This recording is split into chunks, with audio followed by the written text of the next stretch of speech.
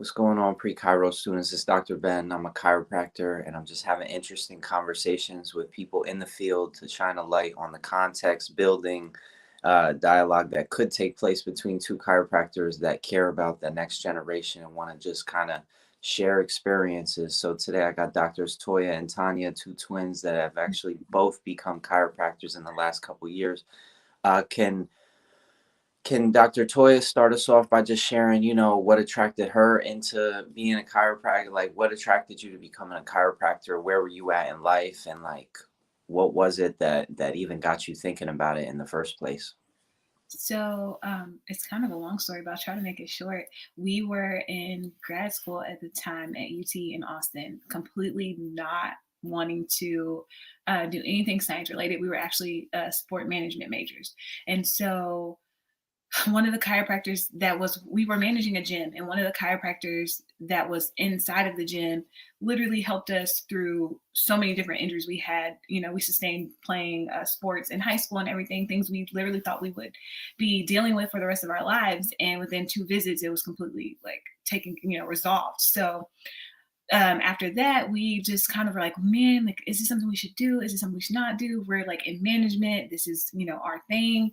And we end up leaving there after we graduated, and still things just kept coming back, circling back to chiropractic. And one day we just literally took a leap of faith and we're like, hey, we're going to move to Dallas and enroll in Parker. And we're from here, so it worked out. We got to see our family and stuff too. But yeah. Mm-hmm. So both of you were in school still doing the sports management thing, or you had already gotten out and you were in the field? You said you were in grad school, right? So we were working and in grad school at the same time. Okay. Can you kind of just reflect on like what it was like to be in that moment in life? Like you said, you weren't necessarily happy, or you were both feeling like maybe this is not the best fit. What was it that like made you want to get into healthcare? Because obviously that's like a lot of different. Um, it's a big difference, right? So maybe Tanya, you could share like what it was that attracted you to healthcare. Well, for Did I me, say Tanya or Toya? My bad. oh, Yeah. no, it's fine. Well, for me, like I felt like a failure, to be honest, because it was like there was even though I had a job in my field, I just feel like, man, this is not working. I don't like it. And every time I try to get a new job, a job that I felt like would be more of a fit for me, Hmm. it just, all the doors were closing. And I was like, Hmm. what is going on? So it really just made me self-reflect. And I was like, okay, what do you like to do? What do you want to do? What is something that you always wanted to do? And I knew that was help people. And I was like, I just don't know what that looks like anymore, because, I feel like, if all the doors are getting shut on you, then at some point you have to say, hey, maybe this is not what I'm supposed to do. And one of our friends had kept telling us, hey, you should go to Parker. Y'all know a lot about the body. It won't be that different as you think it may be. And I was like, no, it's going to be a big difference. But, we went to Parker, not seminars, but Parker Power Weekend. Yeah. And we just kind of fell in love with the concept of like, chiropractic, and knowing that we had already been to a chiropractor before and knowing what it could do. We were just like, man, this is it. This, no questions asked. I think we moved in like 2 or 3 weeks to start the next trimester. And it was funny too, like, I feel like we have different checkpoints in life. Mm-hmm. And we were on the phone with admissions, and the street we had been taking to our job every day in Austin was called Parker Road. And I was like, okay, I see you, I hear you. I'm not going to ignore it anymore. And we just literally left, packed up everything. Now that's really interesting to talk about those guideposts that we see, those like signs in life. And I don't know if you have a spiritual practice, whether it's meditation or prayer, but basically my thought is if this seed of chiropractic is planted in the mind of a young person, that they might not hear it that day, they might not hear it a year or two later, but if they get to a point where they're looking for a job and they're like, gosh, I can't find a job, maybe I want to become an entrepreneur, maybe I want to help people like you just described. Can you just kind of talk about where you're at today, being entrepreneurs, having listened to that voice inside your head of like, maybe we need to switch up the path, and like, are you happy with the choice you made? Like, where are you at today with the decision that was made back then?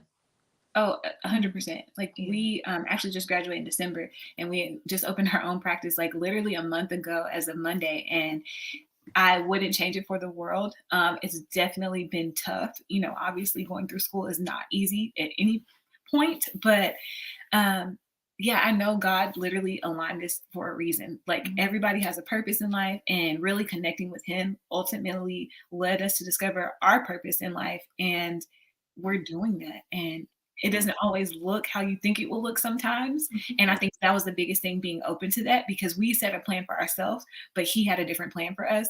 And being willing to submit to that plan and see it through it's been life changing.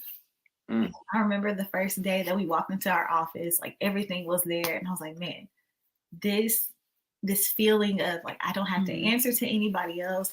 This is something that is ours that we can have, that we can watch it grow. I feel like that's probably what people feel like when they have children. I don't know.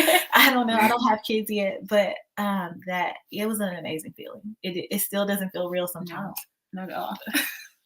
So that's actually really interesting that you're at that stage where you just got out of school. Like, what are some of the questions that you're asking yourself right now? Where do you feel like school prepared you, and where do you feel like you're really just a beginner, brand new at it, and just learning day by day? So I think, I mean, school does their best to prepare. You know, obviously you have to pass boards and everything else like that. And I think that sometimes that's what schools get caught up on. Um, and it's just, you know, it's kind of, it is what it is. I'm not saying they didn't prepare us, but I'm thankful we did have that sport management background, because we had created several business plans before. So we had something to fall back on. Also, like our mentors in Austin, they already had, you know, actually we were supposed to work for them, and then COVID kind of came in and shut that down, and then God opened up another door for us to be able to start, because that was never our intention.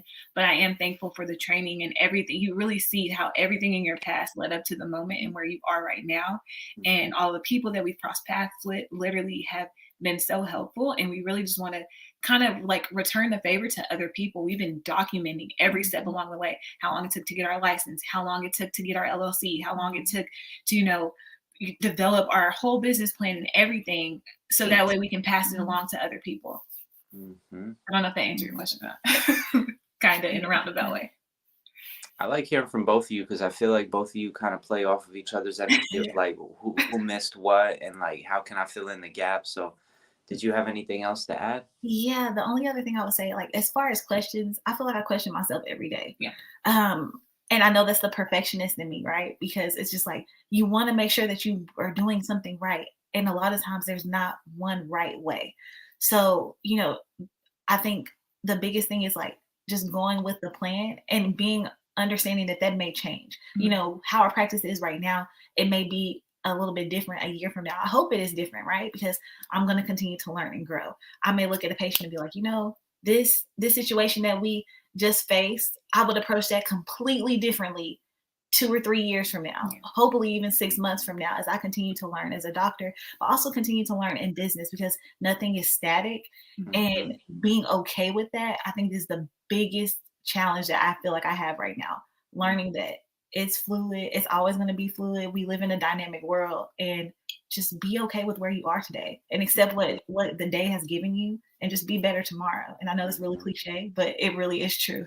Well, then Hmm. also, I kind of feel like the pressure, like Mhm. just That that being part. okay with it, because so I don't know, I don't even really like talking about it that much, but we both graduated, you know, I was valedictorian, she was salutatorian, and it was this whole big deal, and everybody was like posting the articles. We ended up being on the Kelly Clarkson show and everything for it. And we don't really like attention. So, and we already put a lot of pressures on ourselves. So, like, literally having to go through, having to meditate, having to pray and be like, okay, God, this is something that you wanted for us. And we're supposed to help other people get there, even though you might be like, you're literally, we're the vessel and this is your message. And kind of being like, okay, this is not really about me, and trying to really take pressure off of myself and feeling like, okay, you have to succeed because there's so many people out here watching you, because that can be a kind of dangerous game to play. And it can kind of be self destructing if you're not like mentally prepared to handle that. 100%. Because I do feel like even through school, Yeah. everything that I felt like I was doing was not only for my future patients, but for the doctors that were coming Mhm. behind me, especially those who look like me. Because our percentages are low. And so what I didn't want was for people to look back and be like, hey, I remember this girl who acted like this. And I remember that they weren't that smart. And, I didn't want those labels to be put on them because of something that I did, because the politics of representation are very real, especially in our field. Yeah, most definitely. Like, can you kind of bring some of that business management energy to the pre-Cairo student and maybe give some advice on some experiences you recommend them having before they get to chiropractic school to prepare them, and maybe just like drop some activities or experiences that you two had before school that prepared you for this day? Because my premise is that it's actually better to start your own practice right out of school, and we'll get more into that in a minute. But you had mentioned that having that background before chiropractic school and now graduating and starting your own thing, there's some things that you already had familiarity with, whether it was a business plan or just being in a position where you're managing a business. Can you just touch on some of the things that you might have experience that you might not even think about until I'm asking you this question right now, but that's helping you to this day, like be okay, like you said, be okay with not knowing, but like what are you managing on a day-to-day basis? Oh man, everything, right? So there's only two of us, and I thank God for that, because the tasks are never ending. So I think, planning, having a structure, having an outline of a business plan helped me so much. If I had never seen a business plan before, I think I would have just pushed it off to the side. It's like, we're going to do whatever I feel like doing today. But understanding that we needed to have a purpose, like asking ourselves, hey, if our practice was taken away tomorrow, what hole would that have in our community, in, the city, in chiropractic? And then answering the other questions about what is our target demographic. Because then, I think if you know your purpose, then you can outline, hey, who am I trying to reach? Is it peds and, pregnant women? Is it sport athletes, or whatever the case may be? And then further, outlining that, like, where do you want to put, and based on that target demographic, where do you want to put your practice? Is the location that you're planning to set up in ideal for the people that you are trying to reach? Then that helps you figure out your pricing. It helps you figure out your marketing strategies. So, if you're going to, like, so when you know who you're going to market to, just trying to figure out, okay, hey, what is the best way to reach them? Is it a print ad? I mean, in this day and age, probably not. But, in some places that may be where people will get their information. Instagram. So, learning all the hashtags, all that stuff, it really just like flows into each other, but you can't miss a step. I feel like when you miss a step, then you start to kind of like back up the chain and back up the flow. But what else are we, things that we're managing? Oh, there's so many. I think, well, yeah, but back to, like, you asked something about what is something that I wish I would have known, or how did we get to this point, like our previous experience before chiropractic school. And I think just trying to keep an open mind and, like, not only outlining what you want, but outlining what you don't want. And sometimes you only know that, but by walking into certain places. At this point, we've been to, while we have our main mentor in Austin, we've been to different chiropractors in Dallas when we moved back here. And I was like, okay, like this practice works well for this person, but I don't think with my personality, I don't think with the people that I attract, I don't think with the people that God has put in my life, that this is going to work well for me. And being okay with that, because I think people are like, oh, well, you should just fall into this little mold and it'll be okay. But it's like, no, you have to know what you want, but what you don't want as well. It's equally as important. 100%. What role were you playing in the business management path that you were in? What position did they put you in the very early stages of that career? Because I know you hadn't been too deep into that path, but what were you two doing? What were you up to? So we were managing a sports performance gym in Austin, and literally our boss came to us and was like, okay, like we had free reign. So I think that also helped us to develop skills, because we had to figure things out like literally on the fly. So he was like, one day, okay, redo the whole entire sales structure. And we're like, how? We had never done that before. Like, how does this happen? Like, what do we do? But, we had to figure it out and figure out how to increase client retention. Literally any major project that they would have in a business setting, he put us in charge of, and was like, okay, go. Like, I'm like, first of all, you trust me enough to, both of us enough to do that. Was something that was huge. I was like, I don't even understand. I'm a kid. Like, I literally don't know. I could run your company into the ground. And I mean, thank God we didn't. But it was just one of those things. I think another pivotal point was, knowing that he had the trust, but also we're very introverted. So having a job that forced me to talk to people and to learn how to talk to people about complex things and make them simple. That was I could not tell you enough how much that has helped me as a chiropractor, because we have to talk to people every day, and they may not understand all of the things that they have going on, but we need to make it simple so that they can understand, simple enough so they can understand, but also understanding that they can understand more than what sometimes we give them credit for. So that the nice balance of, yes, let's make something complex simple, but let's not oversimplify it. I think that was huge, the communication that we were able to do.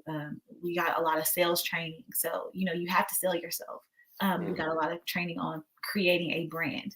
So what do we want our brand to look like? This is kind of me and my sister have a brand even before we even thought about it. But just think about like what you wear, how you talk, what people know you for. That all goes into play. So we started thinking about that in school, and knowing that we always dress alike. So that's kind of like one of the things people always know us as twins that dress alike. So we continue to make that part of our brand. And it's worked out for us. It's an identifier now. But even then, I think at the gym, we were like always not only behind the scenes doing the management stuff, but we were also like, if a client came in and they were nervous to be part of the gym, we were taking classes with them. We were going through workouts with them. And so I think just kind of equalizing the playing field for them, saying, okay, this is not just somebody who is making a workout or something. They are doing this too. They're living and breathing the same thing that they're encouraging me to be part of. And so I think that we kind of take that same approach with our patients now. It's like, I'm no better than you. Anything that I'm having you do or like wanting you to try, trust me, I've already been the test dummy for it. Like, I know it's not going to like hurt you or be something that's like not, if it does, we can change that, right? We can modify, but I put myself through everything. Like, I can't preach it to you if I'm not, doing it myself. No, 100%. I would love to kind of get creative for a moment and just ask you to imagine that we were starting. The intention of PreCairo is really to not rival, but differentiate ourselves within the context of a campus environment, whether that's high school, college, or even a community. If somebody's changing careers and they're not necessarily in college, but I'm asking PreCairo students to consider starting their own PreCairo Hub, which is just a brand different than a club. But basically, the hub would serve to obviously give them a vehicle to start their own business, to get a bank account, to manage some funds, and actually create a selling point and a brand within the context of that community. You just touched on a number of different things that you've studied, that you've taken seriously, that you're actually implementing now within your own practice. So I'm asking you to imagine that instead of this brand new practice that the two of you just started, being a chiropractic practice, imagine it being like on a college campus, maybe the school you went to for undergrad. And like, how would you imagine that you could work together to start a PreCairo club? Like, what are some activities that you would start doing, or how would you brand it? How would you maybe reach some of the guidance counselors or the teachers or the students in a way that was different than the pre-PT or the pre-med? Or would you go into those communities and talk to those students and connect with those students and say, hey, we got something going on also? I guess I'm just asking you, and if this is too much of a stretch of the imagination, it's all good, but really trying to develop a structure for PreCairo students to gain experience with what you're going through right now. Like, what's the day-to-day activities? How are you, how are you setting up the structure so that when people come and see you and get familiar with you, they know what you're about? Like, I guess maybe just some questions to ask or some things to think about. That's a really good question. Trying to think.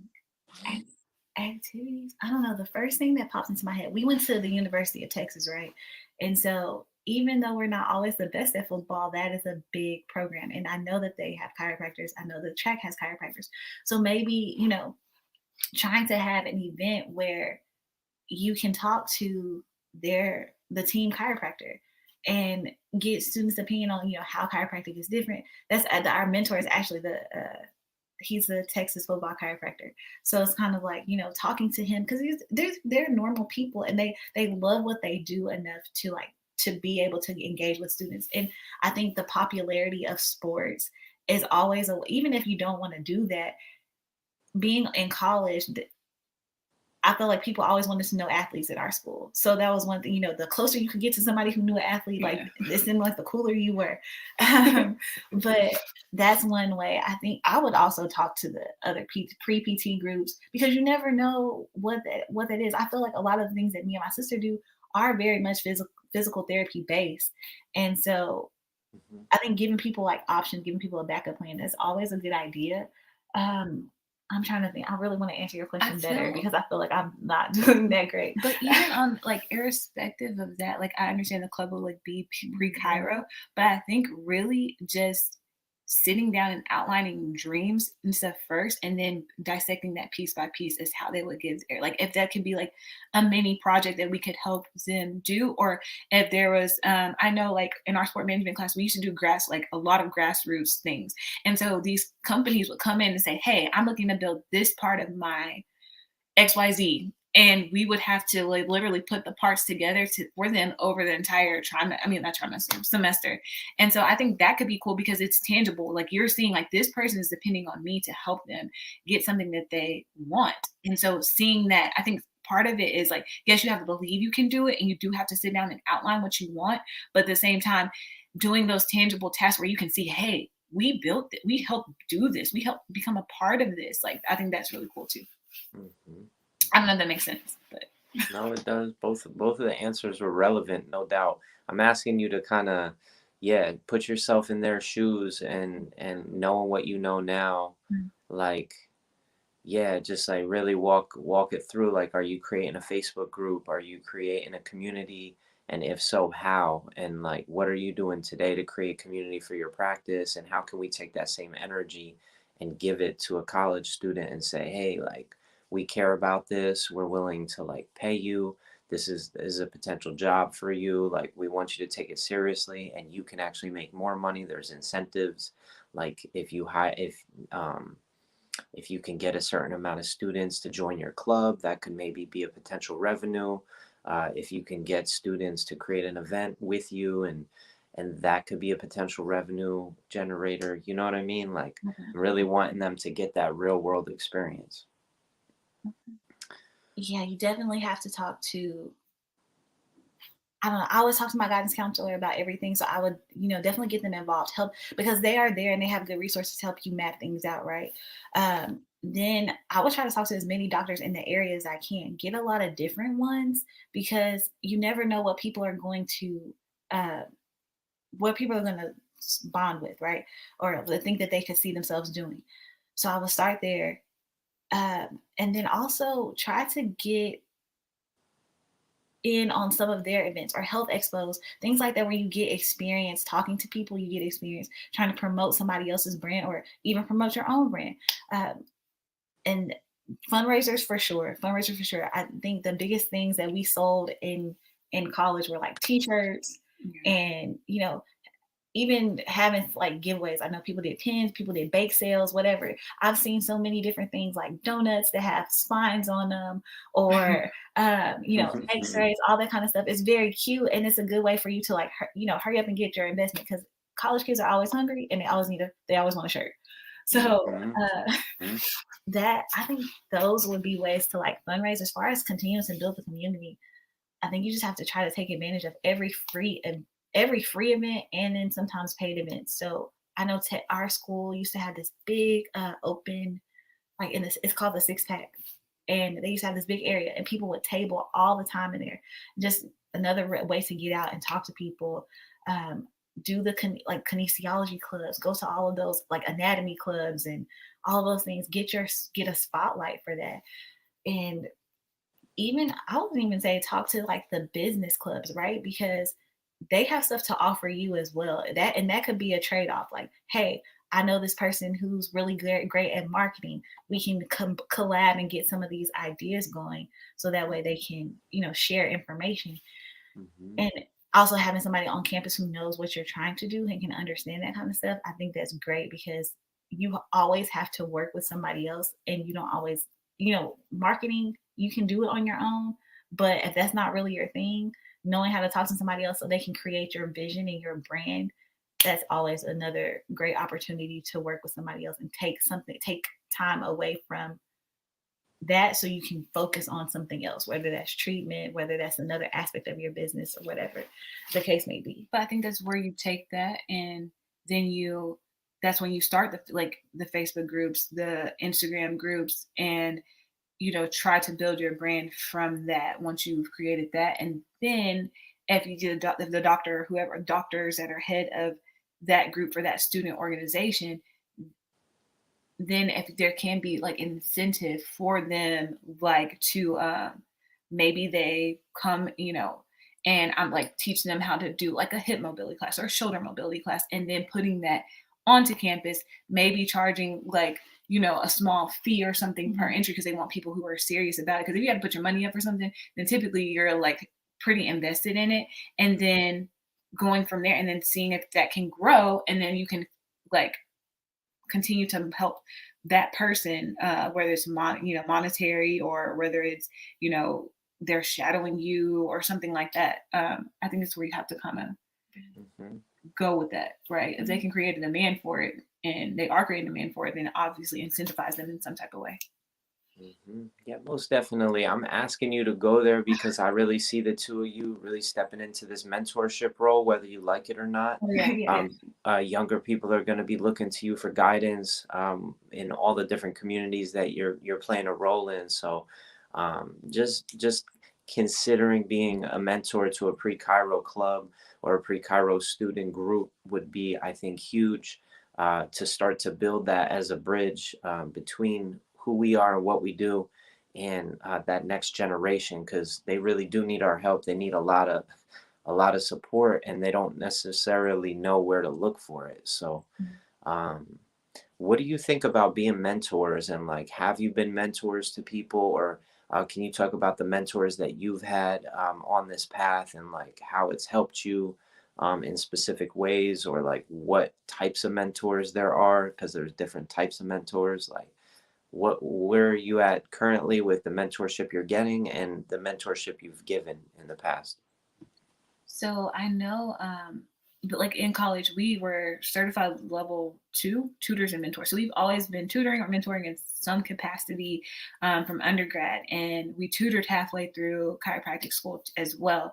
A lot of people always come to us and ask us questions, and so that was a big thing for us. We're like, we don't want this to stop when we graduate. So on our website, we actually have like a mentorship page, and people can submit for us to become mentors, and we're kind of, just going to figure it out together. Like, we just want to help in any way possible. So that I feel like transparency is a very big thing for people. And like, you see these, I feel like a lot of times what's kind of deterred me from certain mentorship programs is you see these doctors that are very successful, but they're not very transparent.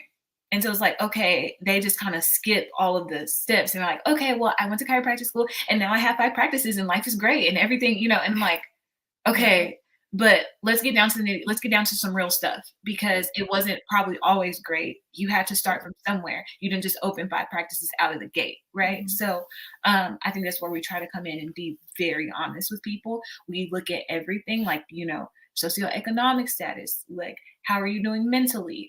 If they're a mental health expert, we can refer you to, like, literally checking in on them, and not, I think the biggest thing is showing that you care.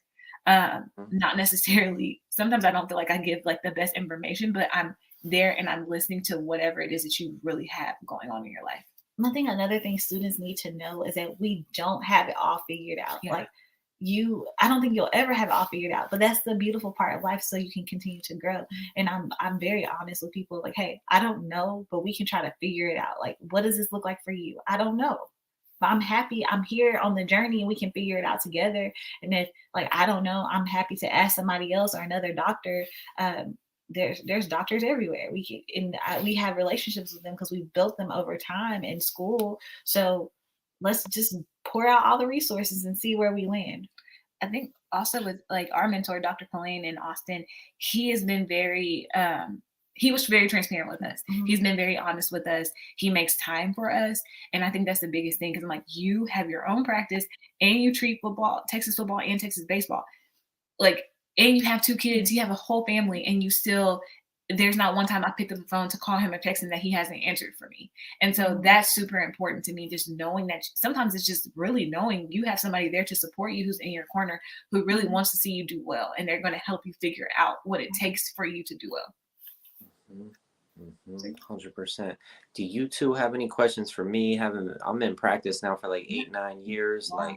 Like where you're at right now is such a crucial juncture. Like what do you need more transparency about, or what do you need in some more specific nuts and bolts of like how do we go from here to here, or like how are you, how ask how I'm doing things that you're developing right now in your practice and trying to figure out, is there anything specific or I feel like there's a lot of things. There's so much. Like, do you have time? Um, I guess like one of the major things is like we're trying to be in the community more. And I know Texas and California have different laws, obviously, on what you can do, what you're allowed to do. But what type of practice do you have and how have you been able to like grow it over the years? Because you've been doing it a lot, obviously a lot longer than we have. yeah.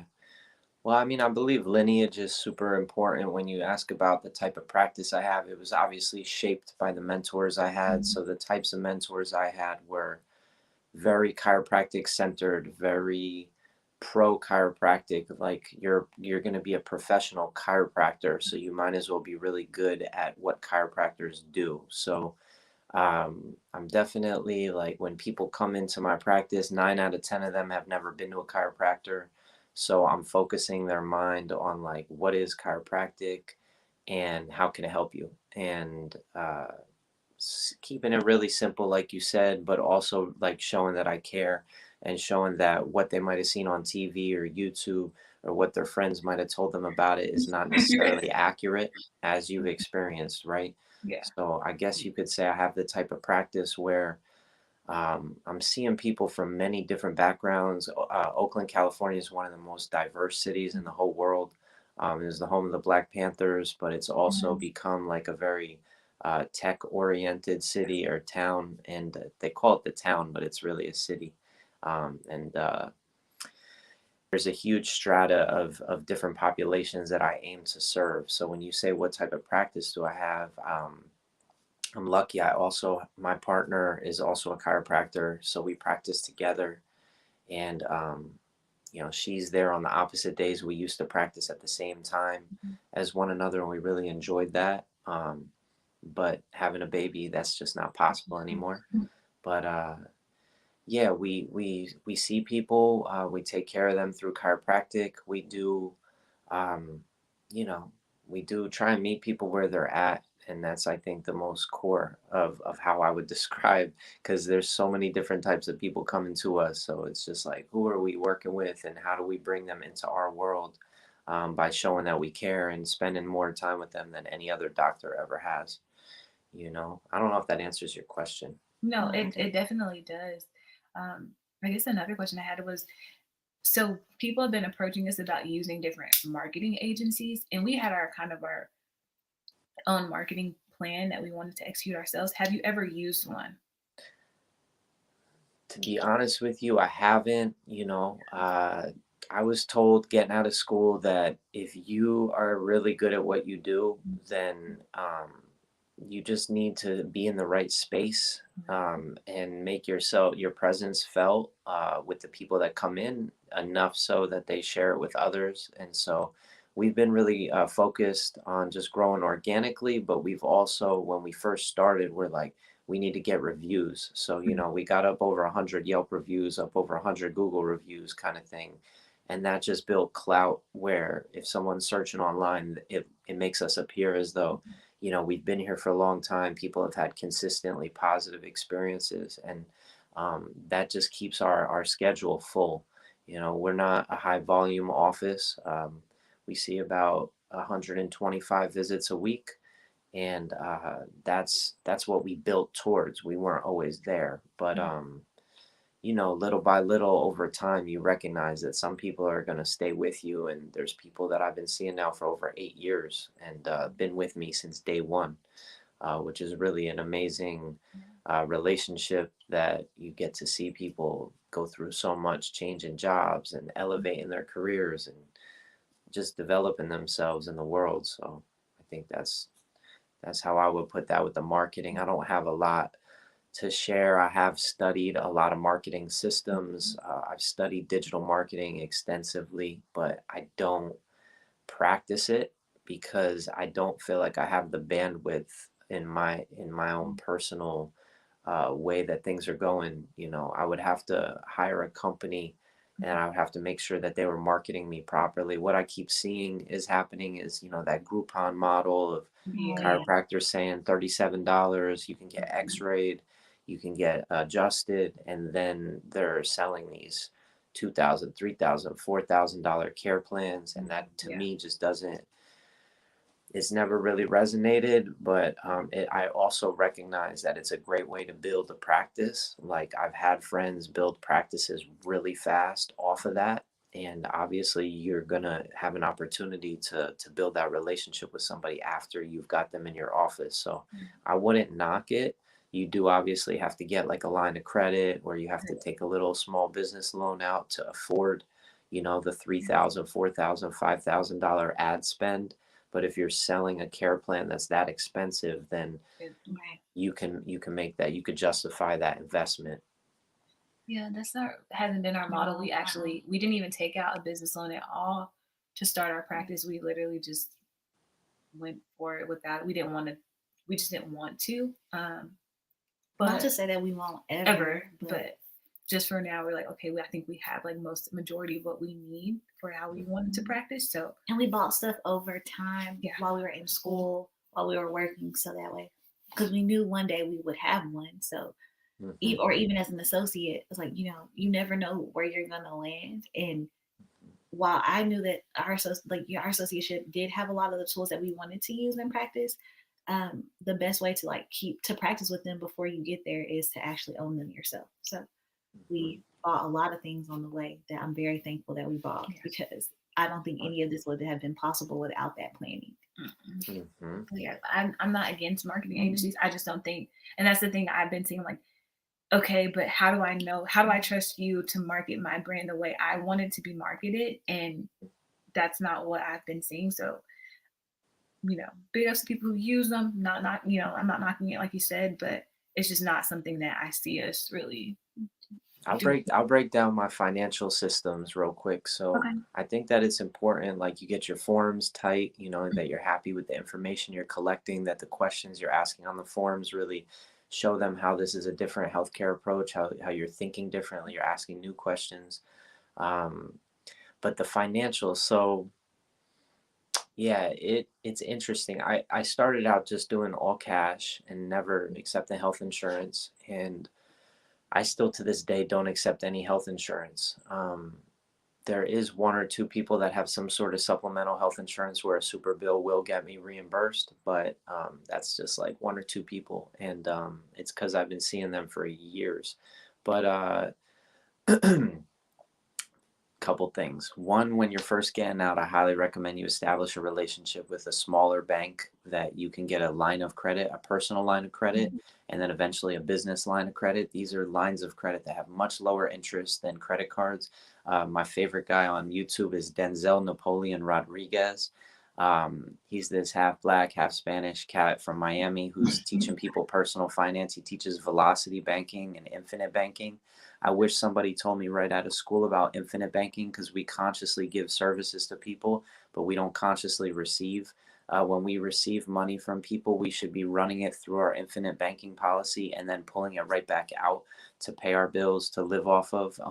And that allows us to capture every dollar that we receive into our legacy fund, which is a form of life insurance, asset-based life insurance that all entrepreneurs need to know about, because it gives you that flexibility that you could touch it tomorrow if you need it, but it also will gain way more interest than a savings account, and it'll also be insurance protection for you in case something bad happens, because you're obviously very valuable. Um, there's a lot that we could talk about, but my financial systems is that we have a nonprofit where we're all able to offer a different pricing fee for people that are low income, which allows us to stay connected to the community.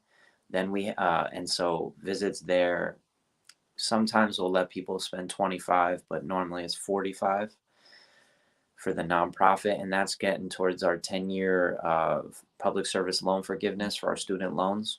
And then because you have to work for a nonprofit, so we start our own nonprofit to work for ourselves.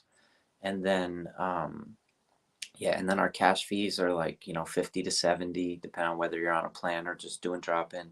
And then car accident cases are the third piece, and it allows us to also connect with people that would never see us before, and it opens up new doors, and you can average about 120 a visit in that avenue.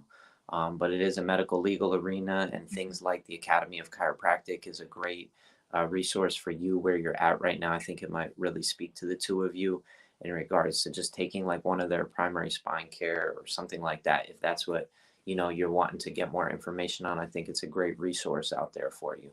But anyway, I didn't mean to go off on a tangent Oh myself. no, No, that's it's great. great. It's no, great. Like, it's very helpful. Because we want to start a nonprofit eventually. So that, And we're also thinking about how can we reach people who are of lower income. That's something I thought about all through chiropractic school. I just didn't really know how to do it, and I never, found really anybody that was doing it. So that, and we're also in. I don't know if you're familiar with Dallas at all, but we're in Oak Cliff, but we're in the Bishop Arts, like super gentrified area right now. Mm-hmm. But there's still like you go a couple blocks over, and it's like it's the hood. But we want those people. We want to help the students that are like in the high schools and the surrounding schools. I know they weren't back because of like the Alaska thing that happened. So we're trying to reach out to see like if there's anything we can do just to help support the students at their school. Hey, listen, we should have a second conversation. Yeah, I have to dip out of here. Yeah. But it's great connecting with you. Thank you so much for sharing just what's up for you. And if you want to connect again, we can tap back in with each other. Send me any questions, and we can reconnect. I have to go though. I'm sorry. Don't be sorry. It's not you. It's me. It's time. But I appreciate y'all. Okay. Thank you. It's nice to meet you too. Nice to meet you. Bye.